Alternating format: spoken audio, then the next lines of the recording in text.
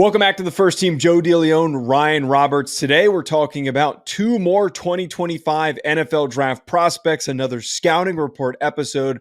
We're moving on to two edge prospects that are going to be premier names in this class, that being James Pearce Jr. from Tennessee, and then the Purdue to Texas A&M transfer, Nick Scourton. Ryan, let's start with James Pearce Jr. Yep. This is a guy that you were early on. As sad as this is to say, I don't think you're able to claim that you were first. I think that you definitely were first, but I don't think anyone's going to believe you. So I'm putting that warning out there. You posted about him in like October, and now everyone's talking about him as the best prospect in the class. And again, I have this fear that no one's going to believe you. I have I was actually, that's funny, Joe. I was actually going to look that up real quick because I have the exact game that I recommended him to an agent for. It was very early in the season. What was his first big game? There was one game where it was just like, and it wasn't against anybody that good either, but it was like one of the first games where I was just like, that 27, it was Virginia, dude. It was literally the first game of the season. And I was like, who the heck is 27? Like, I have no idea who that kid is.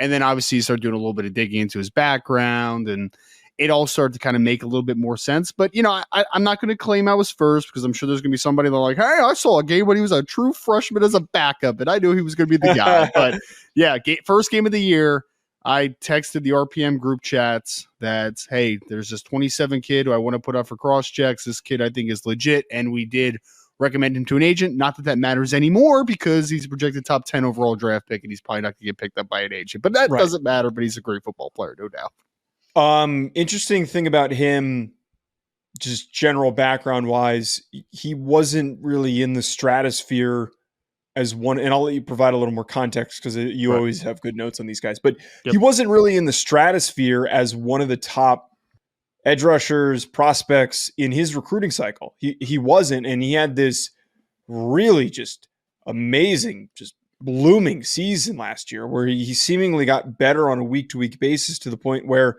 it almost feels like he's a no-brainer as the first overall pick.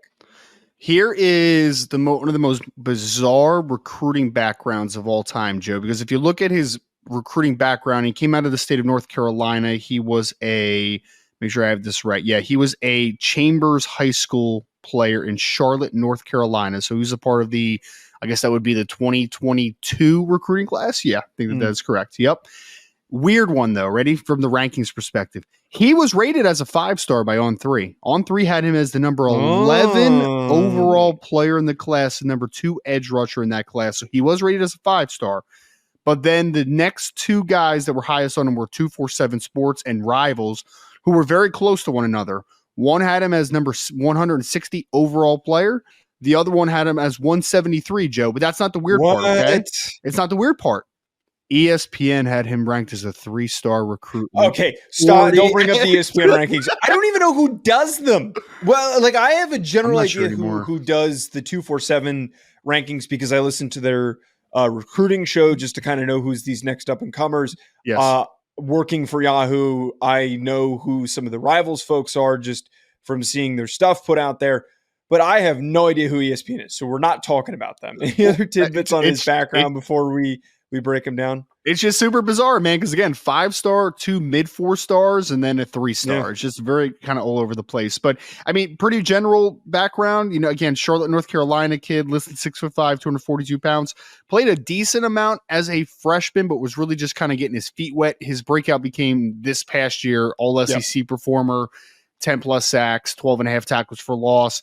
Really lanky, lean frame, but he also is a super young guy. Actually, not as young as Scourton, though, when we get to Scourton. But this kid is only 20 years old, will not turn 21 until August during the season. So when he enters the draft, he will be 21 throughout the majority of his rookie campaign next year. So he's a younger cat, but obviously he had the tremendous breakout in 2023.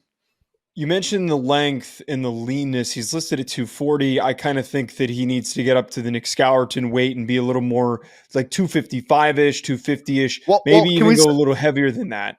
I was going to say, can I cut you off? Because we can agree that there's no way he's 240-something pounds right now, right? Yeah, he looks 225. But, okay, so to this point, I think that what makes him fit into this rare bucket Yep. For how lean he is, he's pretty strong. He's pretty strong for that. That's not his best trait, but he's got pretty good strength. What makes him freaky, though, is the length and then the burst and the bend. Do you think, and I will go as far as to just to throw this out there, I think bare minimum this is a 4.4 guy at the combine. I kind of wonder, and I'm hoping, because I love when guys put up ridiculous numbers, that there's maybe a 4.39 in the books if he's coming in at a lighter weight. It's always possible. I mean, 4.4 something I think is very possible. I would guess probably 4.4 mid to 4.4 high. I mean, this is a freaky athlete, though, especially because I do think he's at a lighter weight right now. I don't think he's in the 240 something pound range. He's listed at 242 right now at 6'5". Like, I hope that is off season weight. That's what he's kind of working at right now, because he's in the 240s. I'm fine. Like, it's cool. Like, if he gets up to 250, that's great. 240s, it's passable, though. Two names, Joe, that I think are going to be brought up with him, okay? One more modern, one a little bit, not historical, because we're just talking about early 2000s, but one is going to be Javon Pearce, who was nicknamed the Freak, came in out of the University of Florida, was a stellar outside pass rusher, but was like this, super lanky, long arms, but freaky type of athlete. Literally, his nickname was the Freak coming out of the University of Florida, right? So Javon Pearce is one. The other one, more modern one that we know, and I think well, I definitely scouted him. I guess maybe you didn't. I don't know. Brian Burns, Florida State, is the other one where he was the same way, man. Everyone knew Brian Burns played at like 227 pounds probably his last year. But then you looked at him and you're like, but man, the explosiveness, the length, the flexibility, it's rare. Like, it's rare. So as long as he can hold 240 something pounds at the next level, that's all you need. And then I think, if I remember correctly, Brian Burns actually went to the combine and was like 250 something. Like, he had a tremendous weight gain there. He was big. But the greatest things about James Pearce, you hit on it perfectly. Length. I mean, that's one. He has like an arm sleeve on one arm, and I don't know if that makes his arm look longer, but like, he looks like he has go-go gadget arms, man. Like, his length, winning outside of his frame, is tremendous. His change of direction for a guy as leggy as he is, as long as he is special. And his just flexibility in his lower half. He's one of those dudes that can really bend the table, kind of go around outside track. This is a special outside pass rusher. Think Brian Burns stylistically. For some of you guys that have been following the NFL draft for a while, think of Javon Pearce coming out of the University of Florida. This is the type of athlete, bendy, outside, undersized rusher that we're talking about with a James Pearce Jr. So, and the other thing too that outside of the athletic traits that I really like about him, second year, first year as a full-time starter, premieres into this, breakout star. I thought that his hand usage and his pass rush moves were pretty developed for a guy that has little game film, a guy that has played as little as he has. He was able to use his hands pretty effectively and understand how to use them in a way that is going to help him win reps.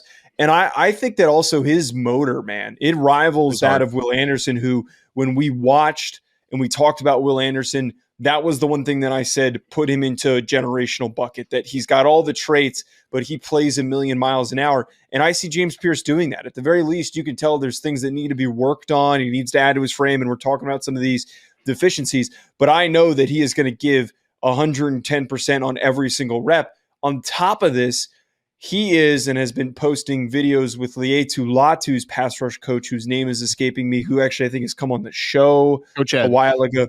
Yep. Yeah.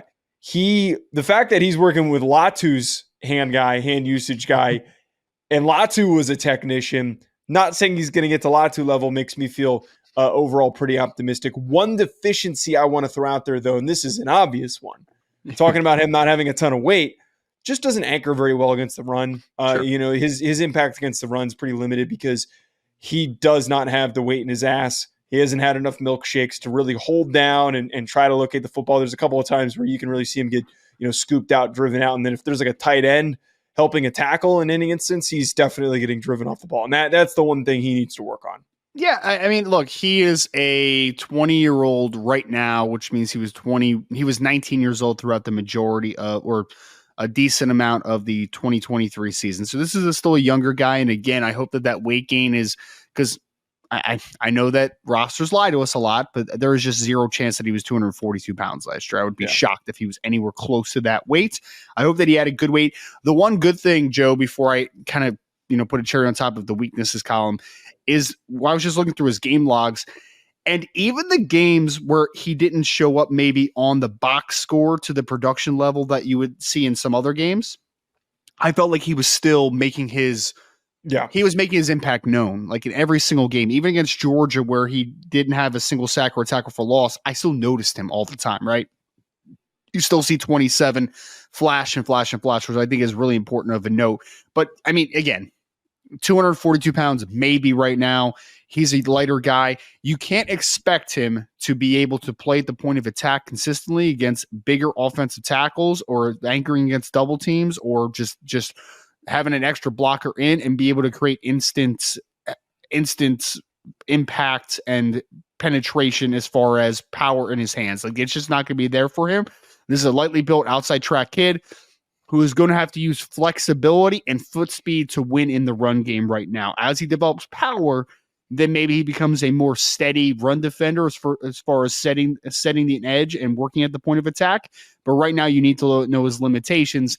And if he's able to work on those limitations, though, this is a bona fide blue chipper, guys. Like, there is nothing about this kid that doesn't scream double-digit sacks every single season on next level. This kid has special upside, without a doubt. Yeah, I could really see this ending up being a Myles Garrett, Jadeveon Clowney type of a draft where even if some teams do need a quarterback, and I think that the most likely thing that does come to fruition is that it is a team like the Cardinals, it's a team like the Panthers that kind of have quarterback figured out, and there's some level of commitment there, and they don't necessarily want to move on from the situation, and they just want to get an investment on defense, and they don't want to pass up on this premier talent. And I think that that's kind of where this is going to end up landing, Ryan. Make sure you check out Bet Online for all of your sports betting needs. For anything that I do betting related, I go on over to betonline.ag and I use promo code BELIEVE50. BetOnline has all of the latest updated odds for the NFL and college football seasons. Anything you need, whether it's futures, live in-game betting, no matter what, your football betting needs are met at BetOnline. And again, make sure you use that promo code BELIEVE50, BLEAV 50 to get a 50% welcome bonus on your first deposit. Bet online, where the game starts.